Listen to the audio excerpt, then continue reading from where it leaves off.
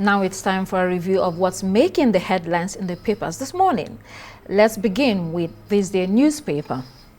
In this day, Tinubu, no person group can accuse us of shielding anyone from law. France announces 410 million euro deal with Lagos to enhance waterways transportation. And in recap of IMF World Bank meetings, Uzoka Anite says global partners excited with Nigeria's reforms. We move to leadership newspaper. Nnamdi Kanu groups flay crackdown on protesters in Lagos, Abuja, others. Speed up trial of high-profile corruption cases, Tinubu tells judges. New Telegraph. Workers' residents stranded as security operatives block Abuja entry-exit points. NLC, education unions forge alliance, issue FG 4-week ultimatum to meet demands. We also have that story on Tinubu asking the judiciary to fight anti-corruption. Vanguard newspaper, the same story continues on the protest as security men tear gas protesters. Don't use coup plot to silence opposition, ADC wants FG.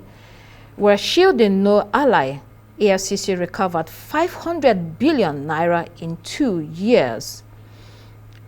The Daily Times. Free Nnamdi Kanu now. Protest rocks Abuja. Don't hide under alleged coup plot to silence opposition. That story features again. And in Nasarawa State, Assembly passes bill extending judges' retirement age. NCC links poor telecom service in Lagos, Abuja to network congestion. Daily Sun, crack in ADC as coalition party suspends South-South vice chairman. FRC introduces contactless digital driver's license, and those behind Christians' genocide claim against Nigeria's unity, FG. Umahi accuses EFCC of poor work on Enugu-Port Harcourt Road, others 14-day contract termination notice. Daily Independent, total shutdown of Nigeria's tertiary institution looms. Frequent deadly boat accidents linked to weak regulations. Okpawolo's Tinubu cap directive will boost jobs for tailors, according to Edo government. Tinubu asked Nigerian judiciary to be incorruptible, impartial. Moving on to the international newspapers, The Times. Andrew has not paid rent since 2003. Electronic eye enables the blind to see again. That's an innovation. The Daily Telegraph. Grooming inquiry sabotaged by Labour, and Prince Andrew again here deemed a threat to UK security. The Independent. Frontrunners attack on Starmer. We must turn Labour around. As a battle to make sure that the Labour Party regains popularity in the UK. The Daily Mail, just how can Andrew afford Royal Lodge? Questions remain about the scandal surrounding the Prince. The Guardian, Prince tried to hire trolls to target Geoffrey book claims. Electronic eye implant hailed as sight restored. We also have finally metro.co.uk, worldwide wobble after web giants glitch. Something went wrong. Okay, let's go back to this day newspaper. There we'll begin with the lead story. Tinubu, no person or group can accuse us of shielding anyone from the law. The president was speaking at an event where he was represented by the Vice President Kashim Shettima. We also have that story in the Daily Independent. Let's put that up, please. Tinubu asked Nigerian judiciary to be incorruptible, impartial. In that story, we learned the EFCC recovered 500 billion naira in 2 years. This was a workshop for justices and judges organized by the Economic and Financial Crimes Commission and the National Judicial Institute. Here, the president asked the judiciary to remain the last sanctuary of our collective conscience. He also claims that Government practices non-interference and has allowed the judiciary and the anti-graft agencies to carry out their constitutional duties. We were informed about these monies that were recovered by the EFCC and that they have been channeled into social programs, including students' loan and consumer credit schemes. Finally, the president said that Nigeria, free of corruption, is possible if we all commit to doing the right thing. Is it really possible in Nigeria, free of corruption? And what's the pathway? I think we must first of all understand the rule of law in a democratic society, which is the efficient functionality of democratic institutions. And we know that in the central to the functionality of our democracy is the integrity of our judicial system. The moral foundation of our nation can only be determined by, rests solely on the integrity of our judicial system. And when we juxtapose this with the protest, which resonates the sloppy dispensation of justice within our judicial administration, it's a low watermark for our democracy, and that borders on human rights, freedom, and the rule of law. We cannot continue in the, and also we look at the EFCC claiming that it has it has secured 7,000 convictions and also been able to recover 500 billion naira within 2 years. 2 years. I think that's not an impressive result. I think and that comes back full cycle to the need to strengthen institutions, to secure the autonomy of these institutions, critical institutions like the EFCC, that is to lead and challenge strong and influential members of the society, needs to be strengthened and given that full constitutional backing to secure this release and to restore corruption. So if these institutions could be strengthened, but for now, I think the country is treading on a dangerous, very dangerous precipice. And it resonates that Karl Marx, that inevitable change that comes from the oppression of the masses in social inequality and exploitation. I think that the government will need to look critically. I expected the federal government to issue a statement yesterday on their position on Nnamdi Kanu, because it seems that the narrative is being misplaced. What the people should be protesting about is to have a speedy dispensation of justice concerning Nnamdi Kanu. If the federal government wants to make an appeal at the Supreme Court, then so there should be speedy dispensation of justice. We will because come he had to been Nnamdi Kanu discharged later. and acquitted by the appeal court in 2022. We will come to Nnamdi Kanu later. Well, let's stay on this EFCC matter and the judiciary. So the EFCC was established 22 years ago. At that time, it was critical or necessary to set up an institution to show that Nigeria will not tolerate corruption, and that all the monies that are being recovered all around the world, because we were asking for the monies that were lodged in foreign accounts by leaders who stole those monies to be returned. So we had to show that if these monies are returned, they had to be channeled to appropriate sectors and areas of the economy in order to use them judiciously. So since then, we've had several chairmen of the EFCC, but all of them, not all of them, some of them have also been mired in corruption, which is why I asked that question. Is this agency enough to fight corruption in Nigeria? And are we even able, how far can we go in stopping corruption in Nigeria? So we had Abdul Rashid Bawa, who was a chairman, he was hounded out of office on allegations of corruption. We also had Ibrahim Lamode, the same case, although he denied that he was corrupt. And then we had Ibrahim Magu, all of them, every one of them, because of the sensitivity of the job that they did, one way or the other, they were mired in the same thing that they were fighting against. So it became the case of the hunter being hunted. So again, the question, every sector of the country is so neck deep in, fraud, stealing. So it's also about making sure that the institutions or the way that governance is run, that it is open and transparent, and that it is not easy to steal government money. Yeah, because once that money disappears, it's difficult to get them back. It exposes the weakness of this institution, and it also shows that it also resonates that call, and it makes it very imperative, the need for judicial reforms and the constitutional reforms. Right now, we are flying blind as a nation. We cannot continue with this kind of constitution that gives a lot of leeway for many of these weaknesses. So if we could address some of this judicial reform, the independence of the judiciary cannot be going cap in hand to the executive for funding. It's an aberration of the judicial system. And likewise, an institution as EFCC too should be autonomous. That's what people are calling. That's what the civil society have been clamoring for. So the president, the executive, the federal government should show a listening ear and speed up this reform process. Also, the National Assembly needs to quickly address many of these gaps in our legislative framework. Yes, there's also the issue of cultural change and attitude. When you have a society that says we will not tolerate, people that have ill-gotten wealth, then you're making a change. Okay, let's go, of course, to the next paper. We have a New Telegraph.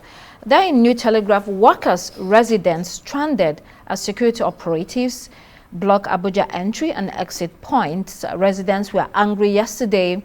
The villa was under tight security. NUJ condemned the assault and arrest of journalists. Yesterday's Free Nnamdi Kanu protest was defined by quite a number of arrests, tear gassing of demonstrators by police, and crippling gridlock in major roads leading in and out of Abuja. There was also an opposing group which emerged with placards demanding Kanu not be released, claiming that nobody is above the law. I wonder whether those were demonstrators for hire. What do you think? First and foremost, we understand that there were no reprisal from the security agencies on those counter-protesters. But fundamentally, I think that the nation, again, is riding on a very dangerous precipice. And there is a need for urgent intervention. There is a need for the federal government to address that misperception of the optics that it's gagging the judiciary. I think that, okay, let's review the process. A notice of court injunction was granted, and it was not made known to the public. So how do you, I think that was very strategic. And even the protester, the lead protester, was meant to be in court. All those who were eating, and it looks like an ambush strategy against the innocent protesters, which is being backed up by the law. Section 39 grants individual expression, freedom of expression, and also Section 40 grants that freedom of association. Right. So it looks like a backdoor way to muzzle this protest. And coming 5 years after the NSAS protest, I wonder if the lessons of that NSAS protest that was a metaphor for end bad governance has been learned. So the issues remain the same. That citizens have the right to demand justice and to protest without intimidation, without violence. There's also the case of the indefinite or seeming indefinite detention of Nnamdi Kanu in the cell of the DSS. And so, asking, for him to be released or tried speedily, so that if he's convicted, he can go to jail, so that you do not undermine justice. And look at that. The president was speaking about justice yesterday, speaking to the judges and asking them to do the right thing. And there you have this particular case, which has been on for many years. What a contrast or contradiction. 7 years. Yeah, what a contradiction of, contradiction, disobeying your own laws. So there are calls that this is not supposed to be. We're supposed to be doing the right thing as a nation. There's also emphasis on national unity. There are certain things that are political.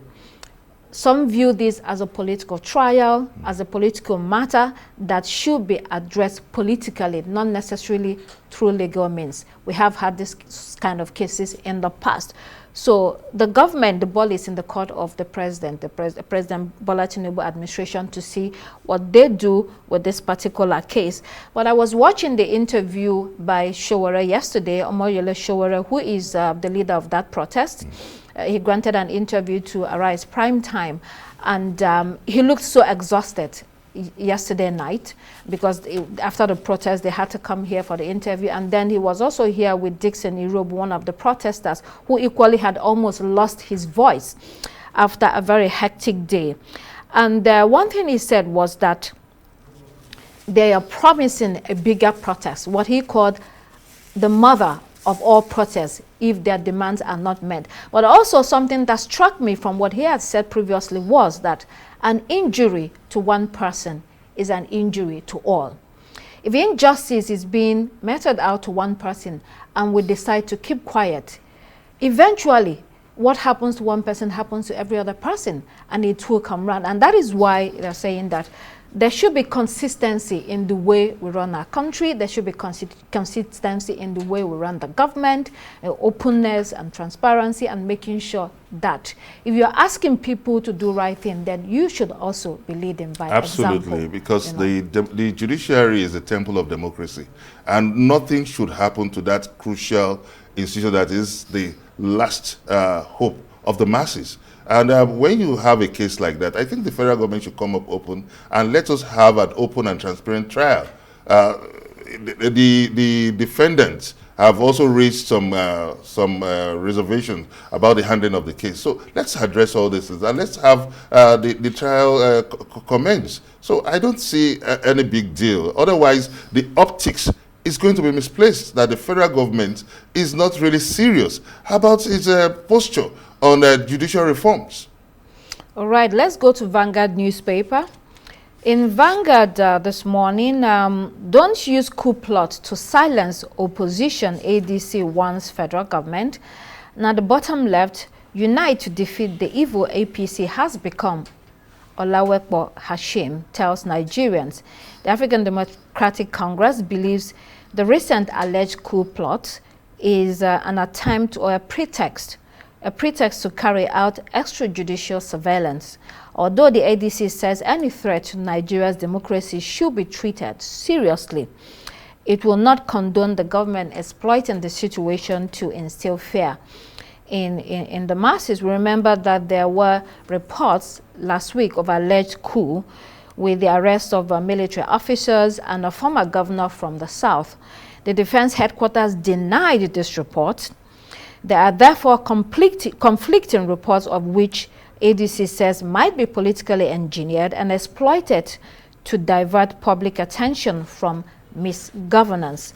Different reports on this topic, but even the mere threat of a coup underscores the urgent need for credible governance, doesn't it?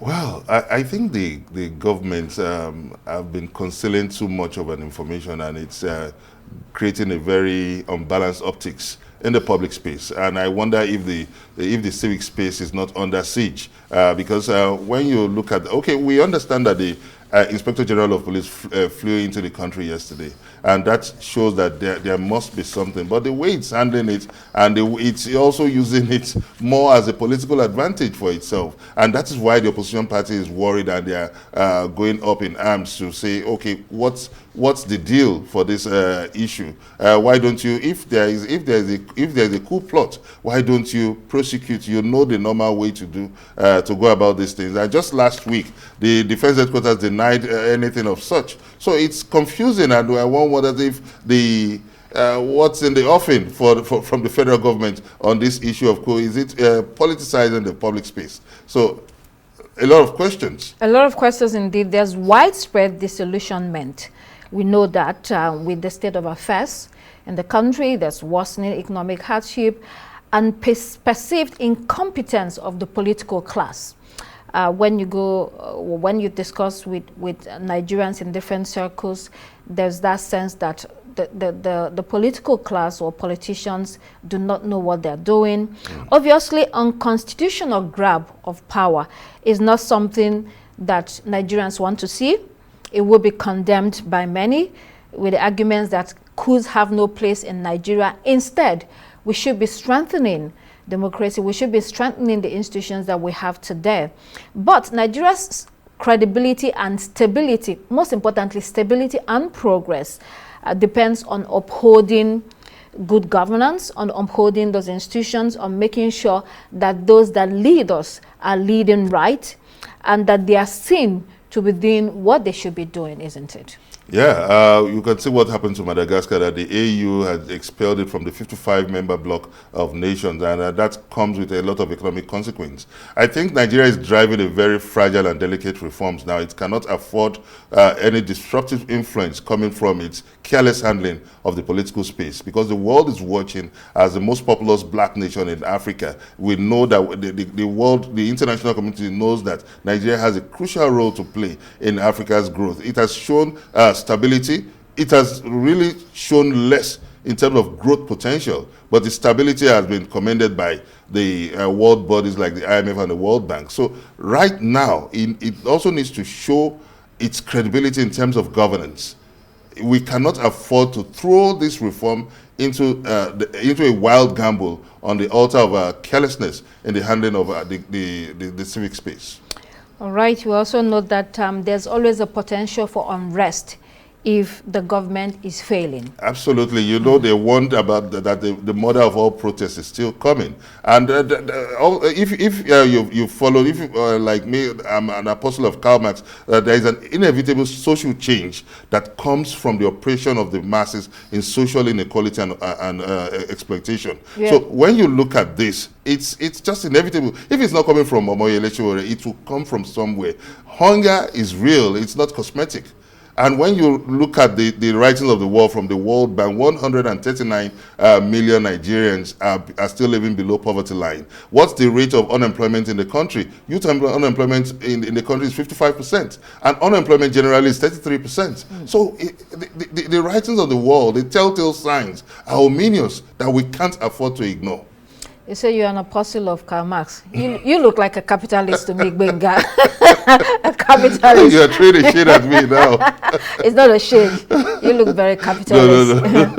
All right, maybe that's what you read in school, the theories, you know. In practice, I don't think so.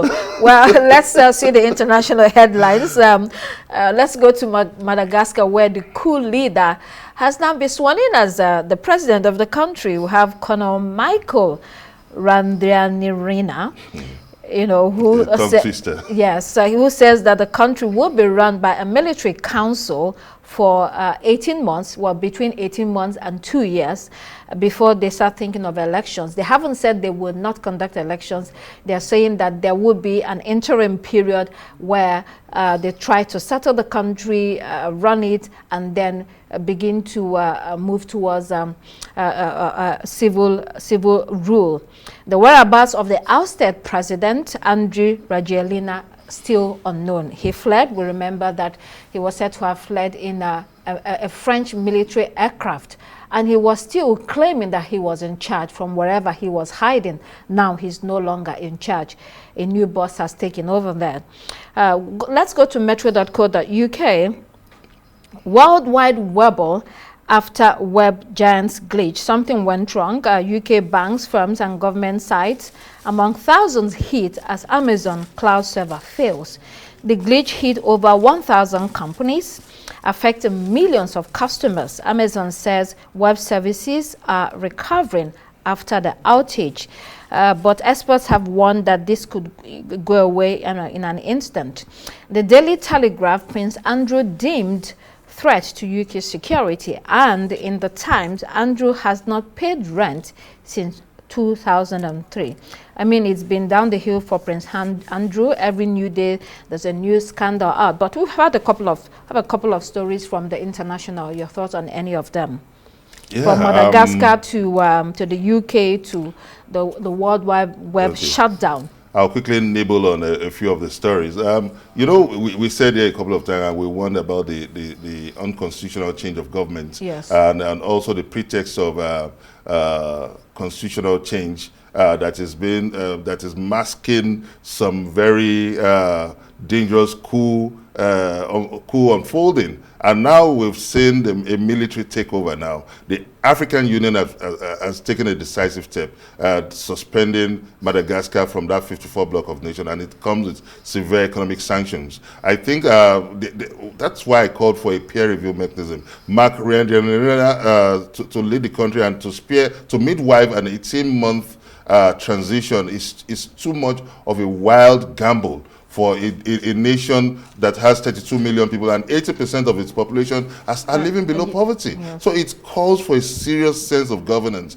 I think that a transition of not more than 6 months should have been appropriate for a dangerous policy like that calls for a desperate intervention.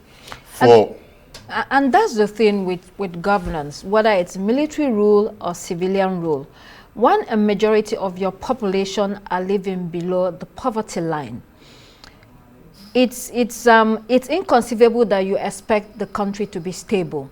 There will be loss of instability, even if there is oppression and suppression of dissent and suppression of voices. In the long run, it's not sustainable. One day the people will rise against the government, and that's why it is a national security threat. If people are hungry, it is a national security threat if people are going to bed hungry and people have no jobs. So it is actually more easier to create prosperity and create wealth. Once you are able to lead people out of poverty, you have a certain level of stability, especially security-wise, and then you can run the government properly.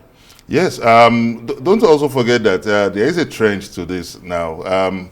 Madagascar is joining that long list of countries of former French colonies that have fallen under military rule since 2020. We have the likes of Niger Republic, Burkina Faso, and so host of other countries in this group now. It's a very dangerous, it's setting a very dangerous precedent for Africa. And I think that also reaffirms and the need for that peer review mechanism. I think that African leaders, and that they should go back to that 2003, that laudable initiative by former President Olusegun Obasanjo, both Africa, they should all come together to be their brother's keeper. Leadership, there's so much leadership deficit in Africa, and it makes it look like democracy is in crisis. So we need to find that, we need to sit down, have that talk together to find a homegrown solution to governance in Africa. And finally, to the web glitch, it's amazing that all this could go away in an instant. It could. That's what it has shown. Yeah, I think they need to broaden the space, and they need to also make it attractive for more competitors, because just one glitch is causing is shutting down the entire global space. I think that this is not a good way to go. Well, they're recovering, they say. All right, that's all we can think on the newspaper review today. Always a delight to be on this segment, Dr. Constance.